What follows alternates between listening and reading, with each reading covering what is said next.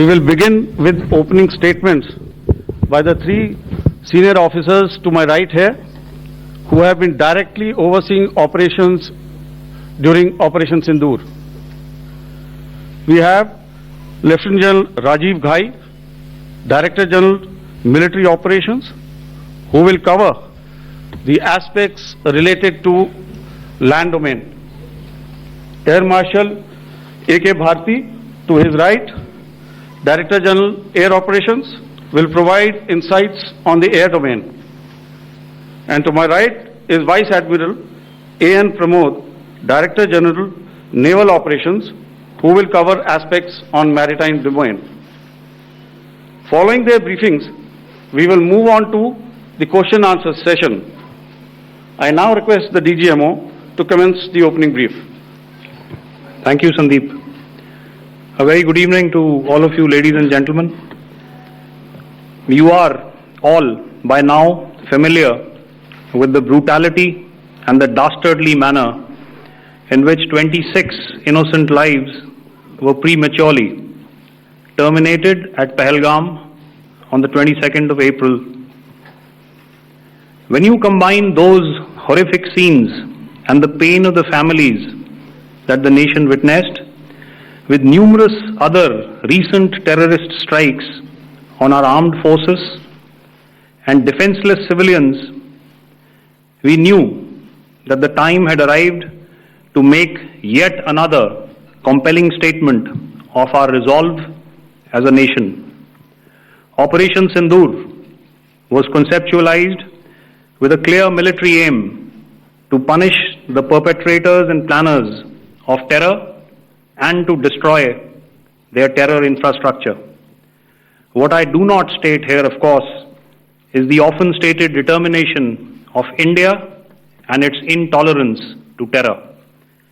It set into motion a very diligent and microscopic scarring of the terror landscape across the borders and the identification of terror camps and training sites. The locations that emerged were numerous, but as we deliberated more, we realized that some of these terror hubs were now bereft of any presence and had preemptively been vacated, fearing retribution from us. There was also a term of reference and our own binding, self-imposed restriction to target only terrorists and thus prevent collateral damage. There were 9 camps that you are now all familiar with, which were confirmed by our various intelligence agencies to be inhabited. Some of these were in POJK, while there were others that were located in the Punjab province in Pakistan. Nefarious places such as Muridke, the hub center of the Lashkar-e-Taiba, has over the years bred infamous characters such as Ajmal Kasab and the likes of David Headley. What followed was a careful scrutiny of each of these sinister locations, their layout, configuration, even the type of construction in each structure, and the terrain obtained around these. This was with an obvious intent to deduce and identify the exact vector that was required for their neutralization, as also the eyes in the sky that we would send up to ensure that we brought back evidence that we had indeed targeted what we set out to. The precise images of these engagements on that fateful and historical night have already been showcased during the first press statement on the 7th of May that was helmed by our Foreign Secretary.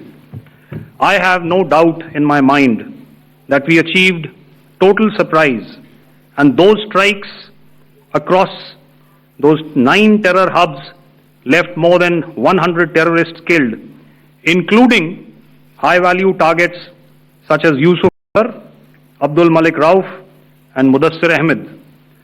that were involved in the hijack of IC-814 and the Pulwama blast. The line of control was also violated soon after by Pakistan, and the erratic and rattled response of our enemy was apparent from the number of civilians, inhabited villages, and religious sites such as Gurudwaras that were unfortunately hit by them, leading to a sad loss of lives.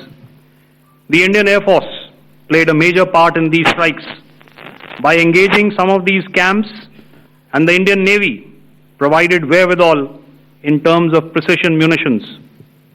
The Indian Air Force obviously had their assets up in the sky, and I will here request Air Marshal Bharti, the Director General of Air Operations, to detail for you the methodology that the men in blue adopted to successfully manifest this mission.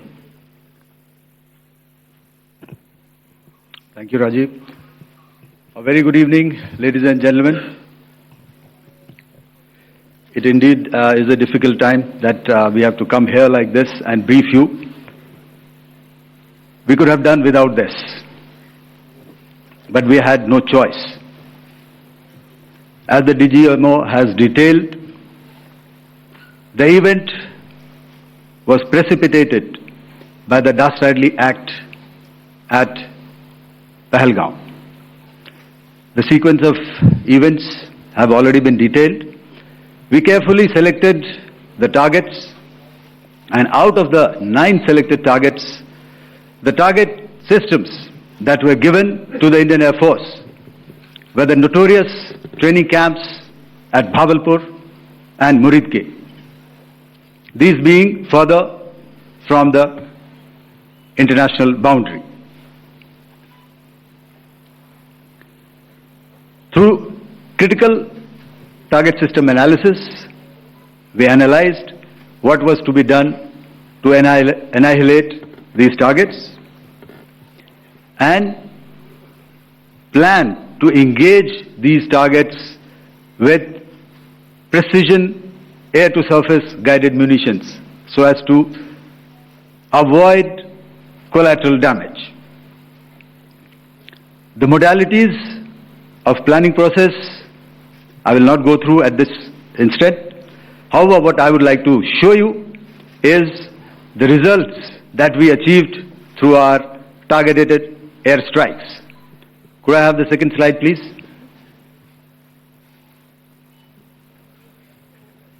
Yes, please.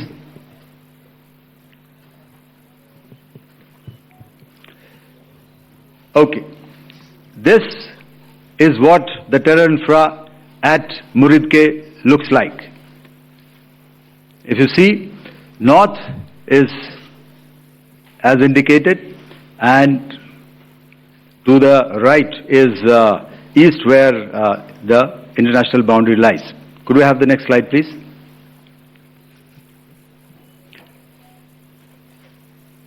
Orientating. Oh, just go back to one slide. Okay. Please have a look at this red building, the series of buildings out here, and this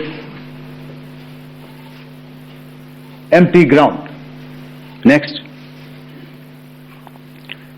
If you relate, the empty ground is here, and you see this is the first weapon that is impacting. This is the impact point number 1 on Muridke training camp with our precision guided weapons on early morning 7th. Next, please. Keep your eyes glued for the second weapon coming in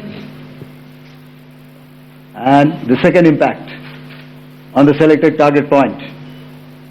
Next slide, please.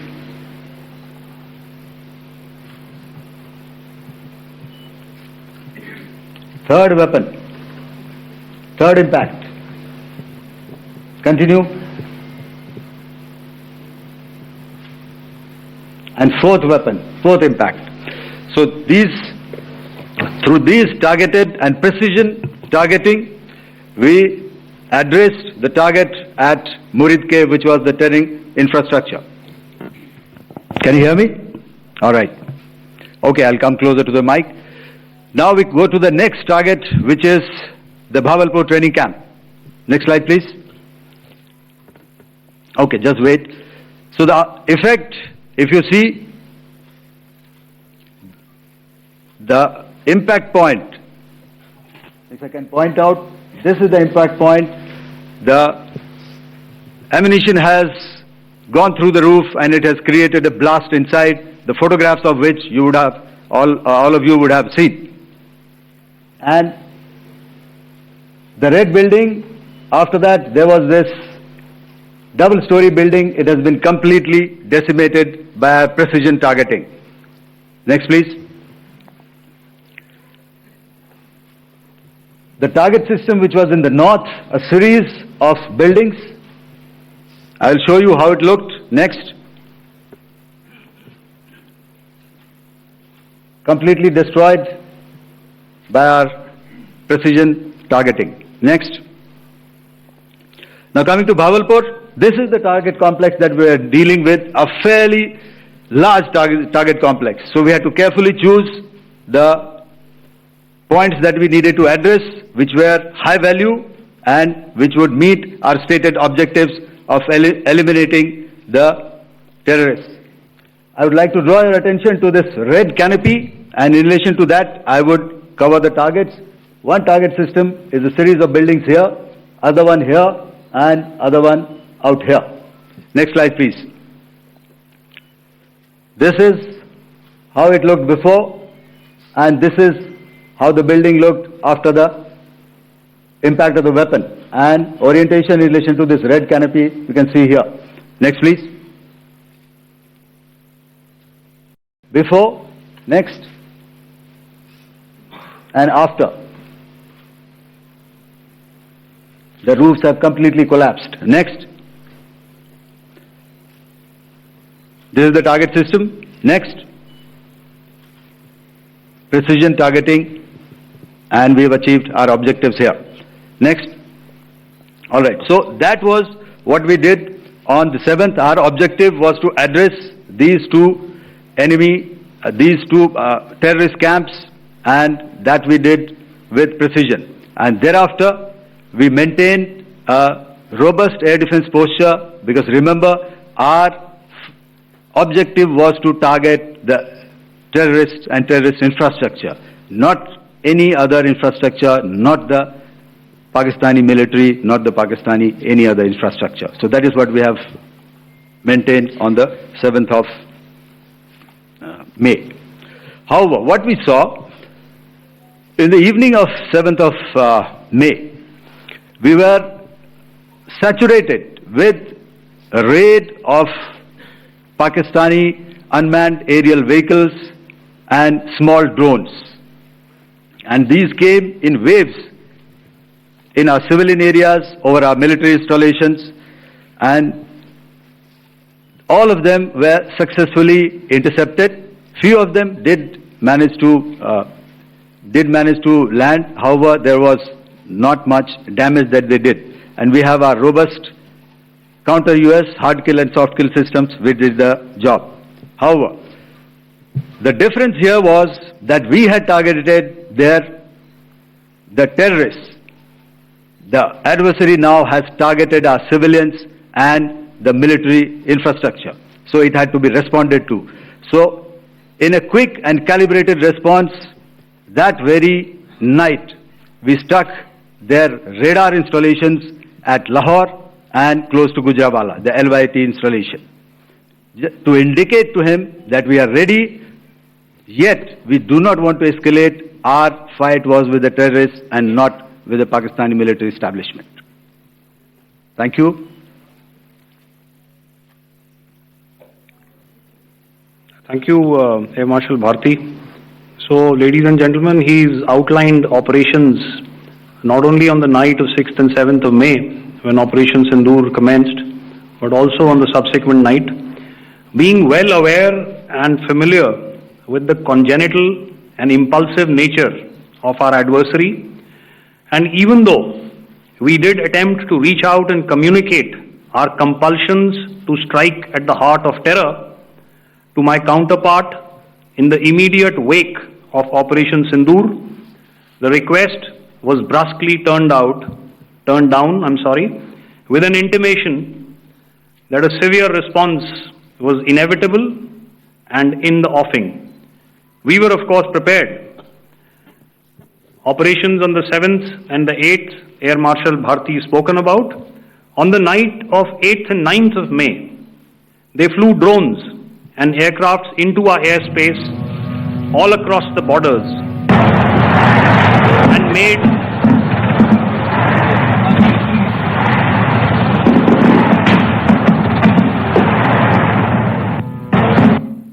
made largely unsuccessful attempts to target numerous military infrastructure. Violations on the line of control by Pakistan also commenced yet again and precipitated into fierce arty engagements. The air operations on the night of 8th and 9th of May, I'll yet again request the DG Air Operations to cover.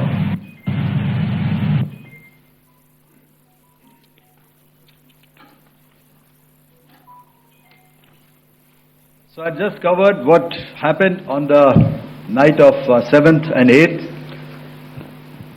What we found that on the night of 8th and 9th, starting as early as 22:30 hours, our cities had a mass raid of drones, unmanned aerial vehicles, UCAVs, starting right from Srinagar, going down right up to Nalia.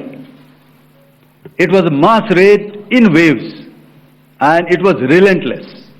However, we were prepared and our air defense preparedness ensured that there is no damage on ground or to any of the intended targets that the enemy might have planned for. The difference between 7th night and 8th night was that on 7th night he sent in his Jihad class of UAVs, however, these UAVs can go some distance, they are armed. However, on the 8th, less numbers of armed UCAVs were there or UAVs were there and more numbers of quadcopters, maybe for surveillance or just for harassment of civilians. This continued till midnight. Our air defense preparedness ensured that there was no damage on the ground, either to the military installations or to the civilians. However, the enemy had yet again shown that he wanted to up the ante and he wanted a fight, and we were up to the task. In a measured and calibrated response, we once again targeted his military installations, which included his SAM sites at Malirkant. This also included his surveillance radar sites at Lahore and close to Gujranwala. These were suitably addressed, and thereafter his drone attacks continued even till morning, which we countered, and during the daytime there was some respite. Here I would like to bring out another aspect. What we found was that while the drone attacks were being launched from somewhere close to Lahore, enemy had allowed his civilian aircraft to also continue to fly out of Lahore. Not only his own aircraft but international passenger aircraft, which is quite insensitive, and we had to exercise extreme caution even at the cost of some tactical disadvantage to ensure that there is no damage to any of the civilian aircraft. And this was also brought out in our press briefing during the day. So I will now hand over to my colleague to cover the events of 9th onwards. On land, we also undertook certain measures such as deployment of air defense and electronic warfare assets to establish an integrated grid with the Indian Air Force and I have seen and heard some of you wax eloquent about the benefits of such an architecture when it comes to negating and combating air intrusions. We also carried out deployment to include movement of our forces in the land, sea and air domains. The night of the 9th and the 10th of May saw similar intrusions by drones and aircrafts, and this time there was a concerted effort to target airfields and some very, very important logistic installations, albeit yet again unsuccessful and denied gallantly and efficiently, I must say, by the integrated Indian Air Force and Indian Army Air Defence. We further strengthened our deployment and also initiated some pressure points to send a very clear and unambiguous message to the other side to desist from any misadventures on land. Some of the airfields and dumps saw repeated attacks in waves from the air. All were thwarted. The Pakistan Army has reported to have lost approximately 35 to 40 personnel in artillery and small arms firing on the line of control between the 7th and the 10th of May. What the other side had probably also not reckoned with was the speedy and precise turnaround and hit back by the Indian Air Force. And I will yet again ask Air Marshal Bharti to speak about these significant and game-changing strikes. I will thereafter request Vice Admiral Pramod, my colleague and Director General of Naval Operations, to tell us about some very telling naval maneuvers in the Arabian Sea that exerted pressure on the night of 9th and 10th of May. Over to you, sir. Thank you. Commencing about 2000 hours, that is 8 p.m. local time, on 8th of May, several Pakistani unmanned aerial systems, drones, combat vehicles attacked multiple IF bases. These included Jammu, Udhampur, Pathankot, Amritsar, Bhatinda, Nal, Dalhousie, Thois, Jaisalmer, Uttarlai, Falodi, Nalia. These were almost simultaneous and they came in waves. All our AD guns and other systems were waiting for them. All these waves were neutralized by our trained crew using the air defense systems that they have, and also some of them were utilized using our legacy systems like Pechoras and IF Summer, which we have recently acquired. And some were neutralized by the Garud snipers. There was no damage on ground from these incursions and these mass raids, if I could call them, from the Pakistani side. However, following these relentless attacks on our air bases, on our forward positions and on our civilian targets, this was time to convey some message to our adversaries.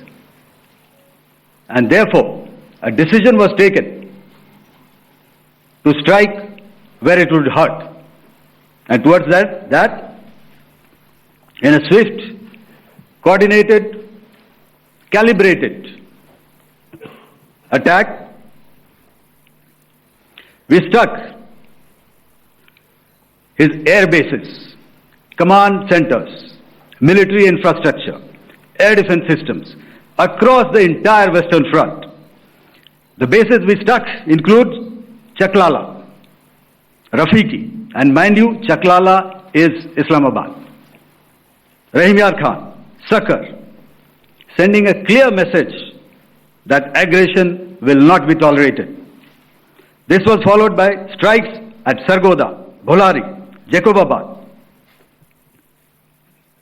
We also struck the C2 centers at Murid, the UAE complex at Murid, Rafiki, radar at Chunia, which I will show you, Rahimyar Khan Airfield and the unmanned combat aerial vehicle hangar at Sakar. I would like to reiterate here that we have the capability to target every system at these bases and more. However, it was only a measured response to instill good wisdom to our adversary to refrain from further escalation. IF response was directed only at military installations, avoiding civilian and collateral damage. I would now like to show you some of the effects that have been achieved as a result of our air operation.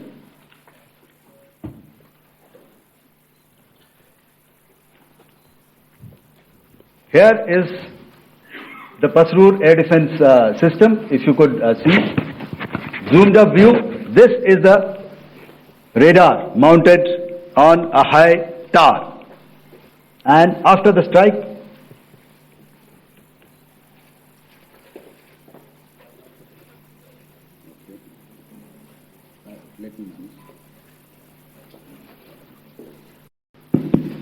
thank you. Can you hear me? Yeah, thank you. And after the strike, this is what has happened. This radar has been taken out, completely burnt.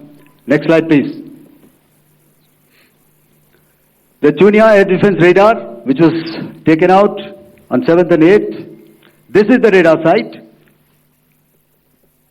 A blown up photograph, once again, on a tower. Not very clear, but what you see very clearly is the after effect after we have struck. The radar head has been completely decapitated. Next slide, please. Arifwala air defense radar. In this complex, you see how it looked before, blown up image, and after really blown up. Next. Now coming to Sargodha airfield. Remember, this is one of their important airfields wherein they have a lot of assets, F-16s, other assets which they keep getting, training institutes. And we have stuck this airfield. It is not, if you zoom in here, then one impact point here on the runway and second impact point of our weapon, precision weapon on the runway. And if you see this blown up repairing going on, same here. Next. Rahimyar Khan. This is the area we have struck. A deep strike out here and one complex here. So this is how it looked before, and the same, you see a big crater, another crater here, and this complex after strike neutralized. Next. Chaklala airfield, Noor Khan, once again a major air base, a lot of their logistic assets out here.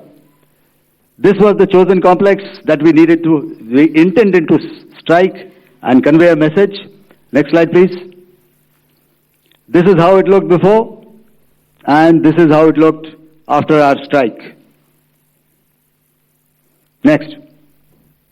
Sakar. We chose the radar site at Sakar.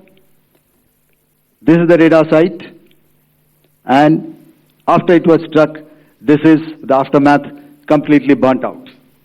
Next, please. Aircraft shelter. This is how it looked before the strike, and this is how it looked after the strike. The roof of the buildings completely caved in and burnt. Next. Ballari airfield, aircraft hangar. This is how it looked before, and this is how it looked after the precision strike. Next. Jacobabad, aircraft hangar, and this is how it looked after. Next. So what I'm trying to convey here, ladies and gentlemen, is to start with, our fight was neither with the Pakistani military nor with anybody else who's there on the other side. Our fight was with the terrorists. We neutralized the terrorists, that we selected to be neutralized, and thereafter we only maintained the air defense posture. However, we were relentlessly pounded by waves after waves, night after night, by his UCAVs, by his drones, and by his other unmanned aerial systems.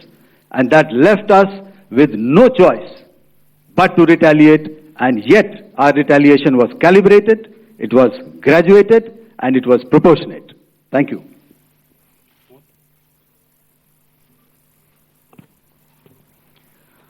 Good evening, ladies and gentlemen. In the aftermath of the cowardly attacks on innocent tourists at Pahalgam in Jammu and Kashmir by Pakistani-sponsored terrorists on 22nd April, the Indian Navy's Carrier Battle Group, surface forces, submarines and aviation assets were immediately deployed at sea with full combat readiness in concert with the joint operation plan of the Indian Defence Forces. You may be aware that we tested and refined tactics and procedures at sea during multiple weapon firings in the Arabian Sea within 96 hours of the terrorist attack. The aim was to revalidate our crew, armament, equipment and platform readiness to deliver various ordnance on selected targets precisely. Thereafter, our forces remained forward deployed in the Northern Arabian Sea in a dissuasive and deterrent posture with full readiness and capacity to strike select targets at sea and on land, including Karachi at time of our choosing. The forward deployment of the Indian Navy compelled Pakistani naval and air units to be in a defensive posture, mostly inside harbors or very close to the coast, which we monitored continuously. The Indian Navy maintained seamless maritime domain awareness throughout the duration and was entirely aware of the location and movement of Pakistani units. In effect, we had and continue to have good battle space transparency using our maritime domain awareness grid. As you are aware, our response has been measured, proportionate, non-escalatory, and responsible from day one. Accordingly, the calibrated approach considered all options, including the ability of the Indian Navy for offensive action from and at sea. As part of this escalation control mechanism, the application of force by the Navy was planned in a synchronized manner in coordination with the Army and Air Force, the highlight being teams from the three services working closely in an integrated manner. Along with the kinetic actions by the Indian Army and Indian Air Force, the overwhelming operational edge of Indian Navy at sea contributed towards Pakistan's urgent request for a ceasefire yesterday. As we speak, Indian Navy remains deployed at sea in a credible deterrent posture to respond decisively to any inimical action by Pakistan or Pakistan-based terrorists. Thank you. Samno Varna, Jai Hind. Now I'll hand over to Director General Military Operations for further proceedings. Ladies and gentlemen, on the 10th of May, in the morning, even as we were getting into a huddle to wargame the events of the previous night, a routine exercise, I received a message on hotline from my counterpart in Pakistan seeking my willingness to communicate. Since our initial aim was to strike at terror camps and all our actions in the subsequent days were in response to the intrusions and violations by the Pakistan Air Force and its army, it was decided that I would indeed speak with my counterpart. You are already aware, I've seen it being covered on national television, that my communication with the Pak DGMO was conducted at 15:35 hours yesterday, and resulted in cessation of cross-border firing and air intrusions by either side with effect from 1700 hours 10th of May, after he proposed that we cease hostilities. We also decided to further speak on the 12th of May, that's tomorrow, at 1200 hours, to discuss the modalities that would enable the longevity of this understanding. However, disappointingly, and must I add, expectedly, it took only a couple of hours for the Pakistan Army to violate these arrangements by cross-border and across the line of control firing, followed by drone intrusions across the expanse of the Western Front through last night and in the early hours of the morning today. These violations were responded to robustly and dealt with as they must be. We have earlier today sent another hotline message to my counterpart highlighting these violations of the understanding between the DGMOs on the 10th of May and our firm and clear intent to respond to these fiercely and punitively, if repeated tonight, subsequently, or later.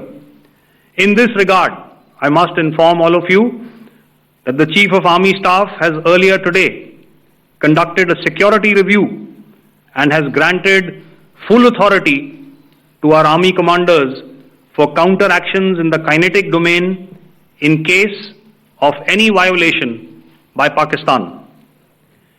In the end, I pay my solemn homage to my 5 fallen colleagues and brothers from the armed forces and civilians who have tragically lost their lives in Operation Sindoor. Our hearts go out to the bereaved families,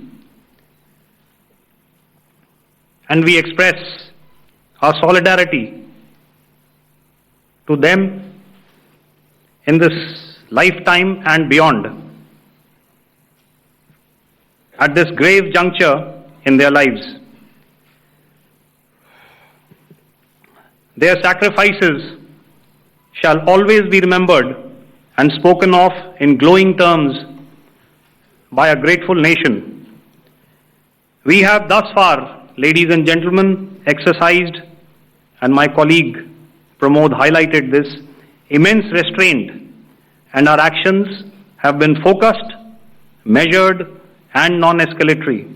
However, any threat to the sovereignty, territorial integrity, and safety of our citizens will be met with decisive force. Jai Hind. Okay, ladies and gentlemen, we are now open for questions. All right, now since I would not know all of you, I would expect you to please raise the placard or your hand, and once I indicate, I expect you to please give out your name and the media group that you belong to. Keep your questions short so that we can take as many questions as possible. Also, ladies and gentlemen, kindly bear in mind that confidential aspects may not be answered by the 3 DGMOs. Right. I've got a lot of hands there. Let me start from the left. Left foot always in front when we start marching. So here we have to the left, okay. Yeah, 238. Hello. So this is Manas Pratimhuyan from PTI, Press Trust of India. So the understanding that was reached yesterday on stopping the military operations and actions was for just 3 days, and what would be the cost escalation if there is violation of this understanding by the Pakistani side?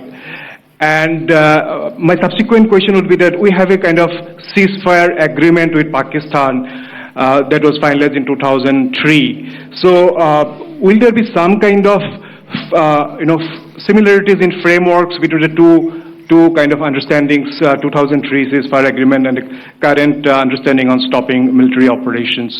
And again, what are the cost that will be incurring on Pakistan if Pakistan again resorts to this kind of terrorist activities, because we have made it very clear that the cost will be very high. So I would like to have your thoughts on it.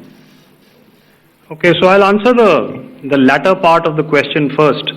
I also want to add that while the initial ceasefire agreement, as you correctly pointed out, is of the 2003 vintage, but I must remind you that in 2021, in the month of February, and this was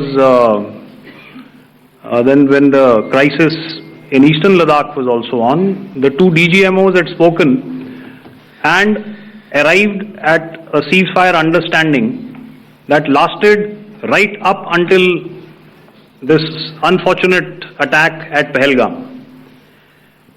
Once our Foreign Secretary had announced the decisions of the CCS in the immediate wake of that attack, he had announced certain measures, and then of course Pakistan had in turn made its own announcements. Since then, there have been certain violations of this ceasefire understanding, and of course after the 7th of May, like I pointed out during my statement, that there have been numerous violations on the line of control especially, and of course along the international boundary by the Pakistan Army and the Pakistan Air Force. This understanding that we spoke about yesterday, no, it was not for 3 days.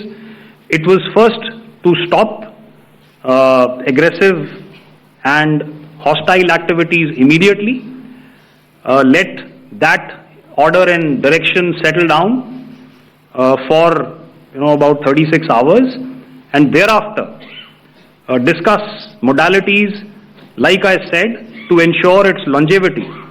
That is tomorrow on the 12th of May. But unfortunately, we had a violation starting at approximately 1900 hours last night, and we've sent a communique, like I said, to the Pakistan Military Operations Directorate, and we will await as to what happens tonight. All right. The cost escalation, I'll leave it to your best imagination. I've already said that the response will be fierce and punitive. Now, the right foot forward. Yeah. 160.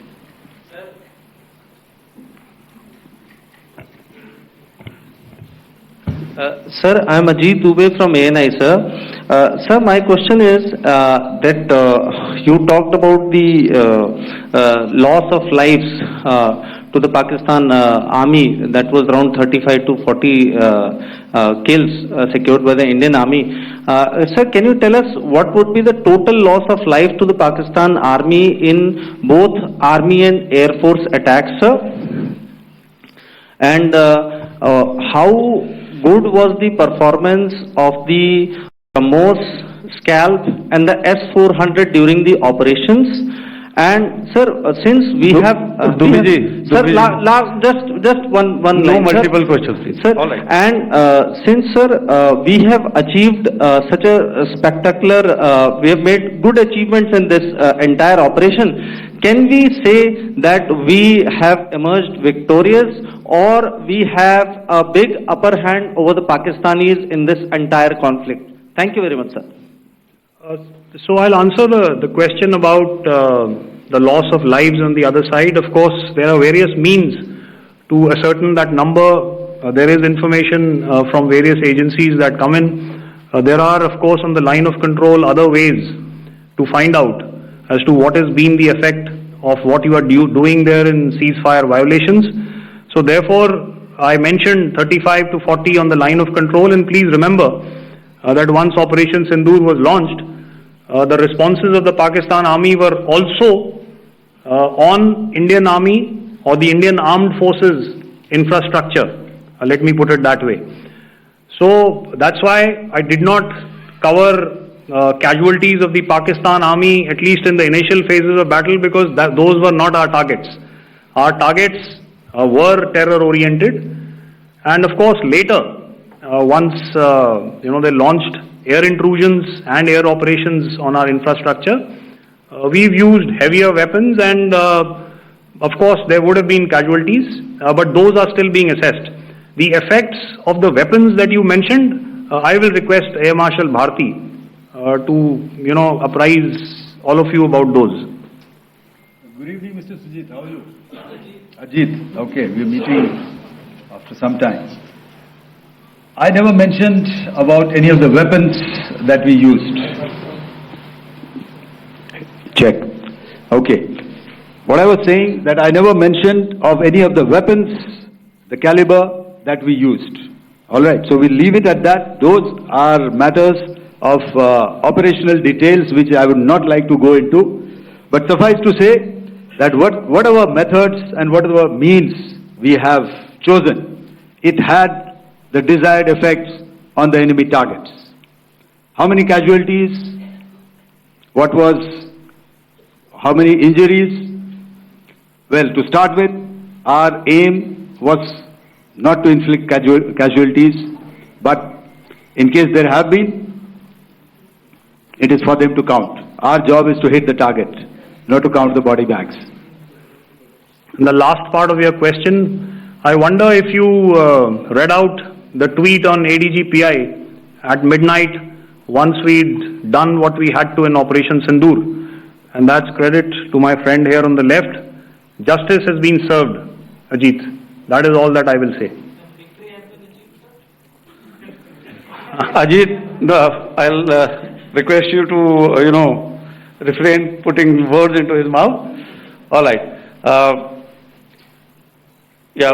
come back to the left. 147. Sorry, 47. No, one word. 47. Did I see it here or? Yeah. Good evening, gentlemen. Sorry, 147. I saw it there. Sorry. Yeah. Since I've already said 147. Start, please. Hi, sir. Good evening. This is Shivam Patel from Reuters News Agency. Thank you for giving me the opportunity. My question, sir, is how many military targets did Indian Armed Forces strike in Pakistan in response to the attacks from Pakistan? How were these targets selected? And how many troop casualties have been there in total on both sides, if you can give details? Thank you. I'm sorry, where are you? I haven't spotted his... He's to the right. Okay. Can you just repeat that for me, please? Sure, sir. So my name is Shivam Patel. I'm from Reuters News Agency. My question is, how many military targets in total did the Indian Armed Forces strike in Pakistan in response to the attack from Pakistan? How were these targets selected? And how many troop casualties have been there on both sides, if you can? So you're speaking of the targets that I mentioned in the wake of the attack at Pahalgam, right? Yeah, I think it's amply clear to everybody here that the Pakistan army has not crossed the international boundary, neither in the plain sector nor on the line of control. So the intrusions have been in the air. There have been certain attempts on the line of control when ceasefire violations have been on to try and infiltrate and carry out and perpetrate activities that we are all very well familiar with. Whether these are by terrorists or by the Pakistan army or its special forces and commandos is difficult to say, but each of these have been effectively thwarted. So therefore, as far as engagements of military targets on the other side is concerned, I thought Air Marshal Bharti covered those very well and in detail, and he also mentioned as to how they went about targeting those. I think those images were very clear and very, very graphic in telling us as to what we needed to hit. And you'll remember right at the outset I said that we even went into what was the construction in each of these locations and therefore decided on the vector that had to be utilized. Please. Okay, if I could add to what the DGMO has said, I have already detailed the targets. Now, whether it is X numbers or Y numbers is that is immaterial. And what damage have we inflicted? You have seen. What are the casualties on the other side? As I said, that is for them to count.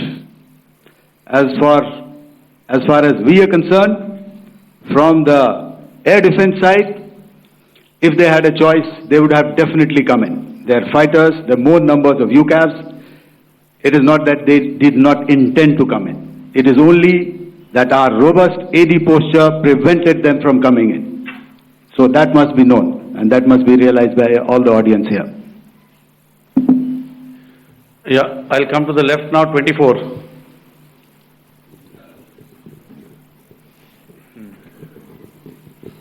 Good evening, sir. This is Anvesh Rath from Z. Sir, I wanted to know on the first briefing, which was done by FS and two representatives from Air Force and Army, you showed a list where there was 21 places in that list. You have stuck 9. Are more operations going to be held? Is Operation Sindoor still on? And the second question, thank you, sir. Thank you so much. And also, I want to congratulate all three of you for a fantastic operation that you guys have done. Thank you so much. Thank you so much for that one question. Yeah. Sir, the question. Unfortunately, Rath, is that your name? I'm sorry. As far as operational details are concerned, I am not in a position to share those right now. But I think I'll take a cue from Pramod. He said towards the end that the Indian Navy is still in a posture that is deterrent. And I have already made it very clear towards the end of what I said that it's only a couple of hours ago that the Chief of Army Staff has carried out a security review, and he's authorized our Army commanders to deal with violations of any kind from across the borders in a manner that they deem fit. So again, to reiterate, the response will be fierce and it will be punitive.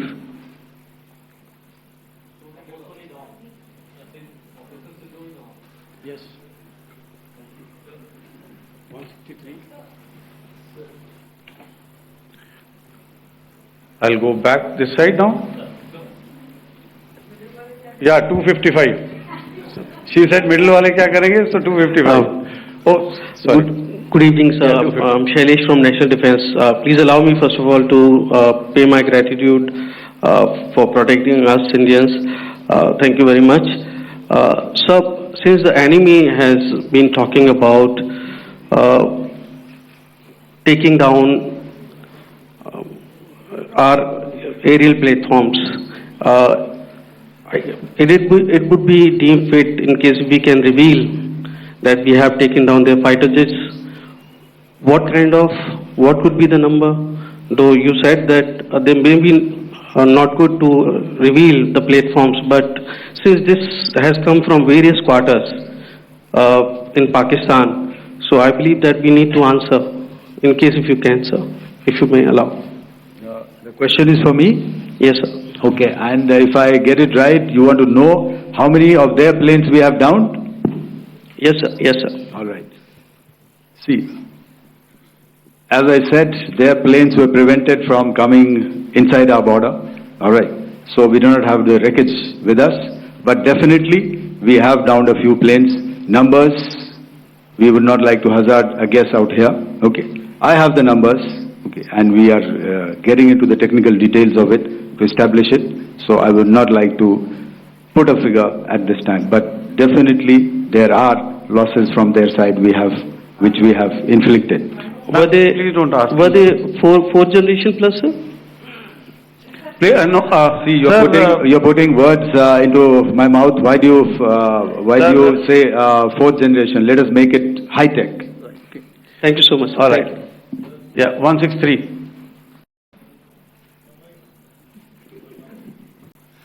Sir मैं मंजीत नेगी हूँ आज तक से। मेरा सवाल ये है कि इस पूरे ऑपरेशन में जो आतंकी ठिकानों को निशाना बनाया गया, क्या नंबर्स कुछ बता सकते हैं कितने आतंकी मारे गए? कुछ नाम सरकार मतलब कुछ नाम मीडिया में आए भी हैं जो बड़े उसके मास्टरमाइंड थे।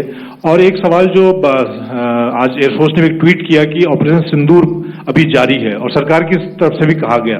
और पिछली बार जब विदेश मंत्रालय की प्रेस कॉन्फ्रेंस पहली हुई थी उसमें वो लिस्ट दिखाई गई थी कि 21 टेरर कैंप आइडेंटिफाई किए गए हैं। तो क्या जो बाकी बचे हुए टेरर कैंप उन पर भी कार्रवाई होगी? और एक नंबर अगर आप बता पाएं कितने टेररिस्ट मारे गए? Sir, before you answer, sir, before you. Manjeet ji, 3 questions. The third one has just been asked here before. So 21 this thing. So I'll request the first to be answered so that we have more number of people who can ask. Manjeet, जब मैंने statement दिया तो मैंने शुरू में ही कहा कि जैसे ही ऑपरेशन सिंदूर कॉन्सेप्चुअलाइज हुआ तो हमारा जो पीछे की कार्रवाई होती है स्पेड वर्क और टारगेट्स को आइडेंटिफाई और एनालाइज करने की कार्रवाई शुरू हो गई थी। मैंने जब स्टेटमेंट दिया तो मैंने बताया कि बहुत सारे थे, हमने 21 दिखाए होंगे और भी हैं, लेकिन वो लिस्ट फिल्टर करते करते 21 तक पहुंची। अब क्या आगे एंगेज किए जाएंगे? अगर जरूरत पड़ेगी तो जरूर एंगेज किए जाएंगे, लेकिन मैंने बताया कि इस समय जो इंट एजेंसीज ने हमें बताया कि फलाने कैंप में प्रेजेंस है, हमने उनको एंगेज किया। कुछ नाम मैंने लिए, कुछ नाम अभी पुख्ता किए जा रहे हैं। मैंने आपको बताया कि जो इंट एजेंसीज ने अभी तक असेसमेंट किया है उसमें उन्होंने कहा है कि तकरीबन 100 से ज्यादा मारे गए हैं। और एक आज आपने तस्वीर भी देखी कि काफी प्रोमिनेंट जो फ्यूनरल था, काफी प्रोमिनेंट एक जो हस्ती हैं वो ऑर्गेनाइज कर रहे थे, और उस फ्यूनरल में और कौन कौन लोग अटेंड कर रहे थे वो तो आपने देखा ही। तो आप लोग सब समझदार हैं और मुझे ये कहने की जरूरत नहीं है कि इन लोगों को कहां से सपोर्ट मिल रहा है। अगर नहीं मिल रहा होता तो ऑपरेशन सिंदूर नहीं होता, तो उसी की वजह से है ये ऑपरेशन। तो मेरे ख्याल से मैंने आपके सारे सवालों का जवाब दे दिया। Ma'am, sir next is from 17। Sir मेरा नाम अंजू निर्वाण है, TV9 भारतवर्ष से। सर मेरा सवाल ये है कि ऑपरेशन सिंदूर में हमारी जो इंडियन नेवी है उसके बारे में सर थोड़ा सा बताएं कि किस तरह की उसकी भूमिका रही, क्योंकि हमने इस दौरान सर देखा कि बहुत सारी स्पेकुलेशन भी रही और ये बोला गया कि कराची तक हमारी नेवी ने ऑपरेशन किया है। तो सर इस पे थोड़ी सी क्लैरिटी चाहिए। और सर हमने कौन कौन से फाइटर एयरक्राफ्ट डाउन किए हैं, अगर उसका भी थोड़ा सा क्लैरिटी मिल जाए तो अच्छा रहेगा। तो मैं आपका पहले सवाल का जवाब दूंगा। I will make few sentences and leave it for your imagination. First of all, as I mentioned, we have quantitative and qualitative edge to deliver a massive blow to our adversary, and we completely dominate in the maritime front. Indian Navy's action is part of the escalation ladder mechanism which we have worked out amongst 3 services. This time, if Pakistan dare take any action, and Pakistan knows it, what we are going to do. That's all. Okay. आपके सवाल का जवाब मैं पहले दे चुका हूं। आपके सवाल का जवाब मैं पहले दे चुका हूं, इसलिए मैं बस उस तक ही सीमित रखूंगा और इतना कहना चाहूंगा कि आने वाले दिनों में आपको खुद ही पता चल जाएगा और ऐसी बातें छुपी नहीं रहती हैं, तो पता चल जाएगा। So at this time we'll just let it be. Okay, ladies and gentlemen, we have 1 or 2 more questions, sir. So, please, they are going to be outside. You can speak to them there also. 104.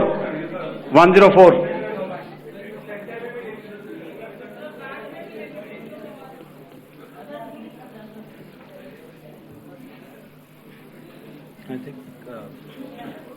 Yeah, ask, sir. So, Dinakar with the Hindu newspaper. Are you surprised that you got this question? No, sir.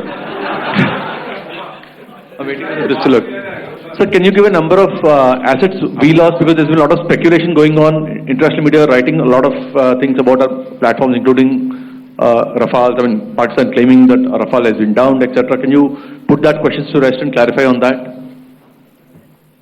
I guess that question is for me. All right, I'm happy that you've asked this question.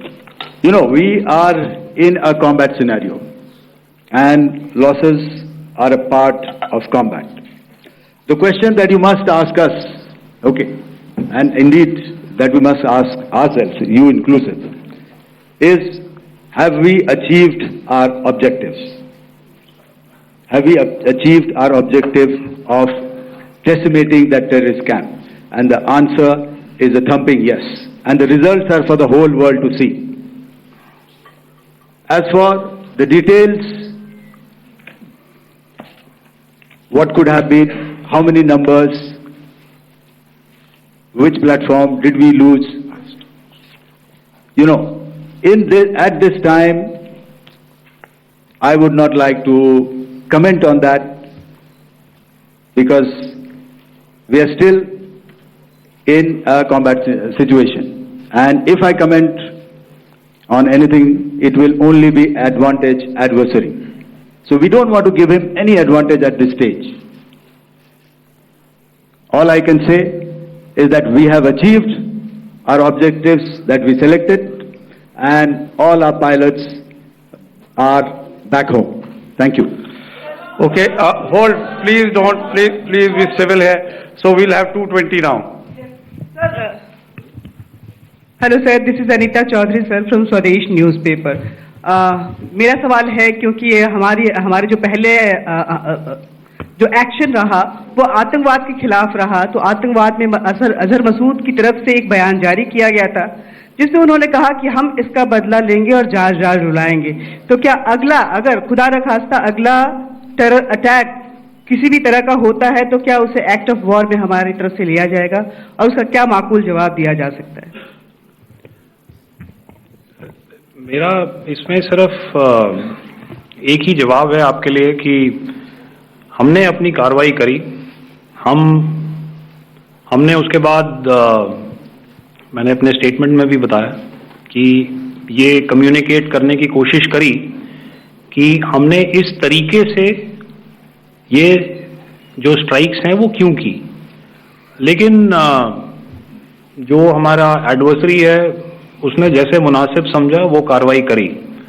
तो आपने देखा कि ये जो activities चल रही हैं 3-4 दिन से, ये कोई वॉर से कम नहीं है। नॉर्मल सर्कमस्टांसेस में एक दूसरे देश की एयरफोर्सेस हवा में नहीं उड़ती हैं और एक दूसरे के ऊपर स्ट्राइक्स नहीं करती हैं।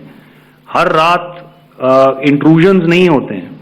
लाइन ऑफ कंट्रोल पर सीज फायर वायोलेशंस, आपके एक साथी ने सवाल पूछा था शुरू में, एक सीज फायर अंडरस्टैंडिंग था, वो भी जा चुका है। उस सीज फायर अंडरस्टैंडिंग के जाते जो फायरिंग हो रही है लाइन ऑफ कंट्रोल में, उसमें घुसपैठ की कोशिश हो रही है। आमतौर पर ये घुसपैठ लाइन ऑफ कंट्रोल में टेररिस्ट करते हैं, लेकिन हमें इंफॉर्मेशन है कि हो सकता है ये पाकिस्तान आर्मी की टोलियां भी हों जो हमारे पोस्ट के ऊपर खामी पहुंचाने की कोशिश कर रही हैं। तो ये सारी एक्टिविटीज तो वॉर में शामिल हैं। तो ये कहना मुश्किल है कि आगे क्या होगा, वो स्पेक्यूलेटिव जोन में आ जाता है और मैं स्पेक्यूलेट नहीं करना चाहता हूं। हर एक सिचुएशन अलग होती है और उससे एक तरीके से डील किया जाता है। सर मैं एक सवाल इसका मैं जवाब देना चाहता हूं, एक मिनट। जो मिलिट्री होता है, our main job is to prevent war and maintain peace and stability. So it is not that our response is a graded response. That means अगर किसी ने किया तो उसको graded उसमें किया, जैसे terrorist action हुआ तो what we did is the terrorist action and we destroyed all the terrorist camps. उसके बाद आपने देखा कि उनने थोड़ा सा कोशिश किया तो हमारे एयरफोर्स एंड आर्मी ने क्या किया, तो मिलिट्री टारगेट्स हैं उनके ऊपर थोड़ा। So our aim is to maintain peace and tell our adversary that you do this and the response will be bloody. Okay, now as per the, please, we'll have 166 and 25, and after that no more, please. Sir, Sir, this side. Ladies and gentlemen, please maintain, I this request side, you to please be quiet. Jal Ghai? No. This side, sir. We have only two questions left, 166. Yeah, please ask. So I'm Rahul Singh from Hindustan Times, sir. So you were totally on top of the game in the kind of losses you've inflicted on the enemy. I mean, we saw the slides and everything. So it kind of comes across that you were batting it 99 and you decided to declare your innings. What are your thoughts on that, sir? And do you think, are you weighing the option of the Pakistan army using this time, buying this time of the so-called ceasefire or the understanding? And you talked about how they could not be trusted. So buying time to kind of build up their war reserves, getting stuff from their friends like Turkey or China, are we considering that possibility, sir? Look, see, the call came from the Pakistani side to speak about cessation of hostilities. What pauses mean during such conflicts is known to everybody. You know, I don't want to go into the pros and cons of how preparation for war is made. You know, that is a process in itself. But I think my senior colleague here, the DG Air Operations, spoke, or he alluded at least, you know, to what this operation was precisely and specifically meant for. And I think that's something that we achieved, you know, right at the outset. Had we had the option not to go further, we probably wouldn't have. But we've been compelled to be in this situation. And as you've seen, the armed forces of India, and you know, you've got the three Director Generals sitting here, we are always prepared to face any eventuality. And like I said, that's for the sovereignty, the territorial integrity, and the safety of our citizens. So whatever has to be done will be done. You know, I'm not so concerned about what Pakistan will do in this time. I'm only concerned about what we will do. We have a roadmap and a plan, and we will follow it diligently, and we will follow it to the T. You know, that's the contention that I want to make here today. Ma'am, please. Okay, the last question, and ma'am, 25. She's been asking since the first one. Sir, I'm Nandita. Sir. She's not asking a question. Sir, I'm Nandita Dagar, DAGAR from DD News and DD India. Sir, I wanted to ask you that my question is to General Ghai. Sir, you spoke to your counterpart yesterday and the Pakistani counterpart. Sir, what is the Indian Army's assessment that despite that agreement, that talk that you had, despite that agreement coming into effect at 1700 hours yesterday, why did they violate it? And number two, yesterday at the Joint Defense Ministry and Foreign Ministry briefing, Wing Commander Vyomika Singh and Colonel Sophia Qureshi had told us that we have cited the Pakistani troops amassing at the borders and at the LOC. Sir, has that situation changed? Have they withdrawn? And sir, if in case, despite now there is a lull, of course, but if tonight again, the enemy again carries out shelling and aerial intrusions through drones, what is going to be our response, sir? Thank you. So, without outlining the specifics of that response, I've already made it clear that there will be a response and it will be fierce and it will be punitive. Why the Pakistan Army chose the option of violating the understanding that was arrived at earlier yesterday, I think that's a question that we best answered by the Pakistan DGMO. I wouldn't be able to, give you that. But, in situations such as these, and if you go back into any conflict, sometimes these understandings take time, to fructify and manifest on ground. But without, getting into the reasons, it is our mandate to be prepared at all times, and that we were. It's not as if because there was an understanding we weren't prepared. I must tell you that the armed forces were on a very, very high alert, and they continue to be in that state even as we speak. Oh, all right. Ladies and gentlemen, please, ma'am, please, Okay, thank you so much for coming today. Those who have missed asking a question, those who have missed, see, I knew I'll grab this attention from you like this. Those who have missed the opportunity to ask a question can give me a written one. I'll definitely get back to you with that. And also, they are they are invited for a cup of tea in my office day after tomorrow. Thank you, ladies and gentlemen, for coming. Thank you.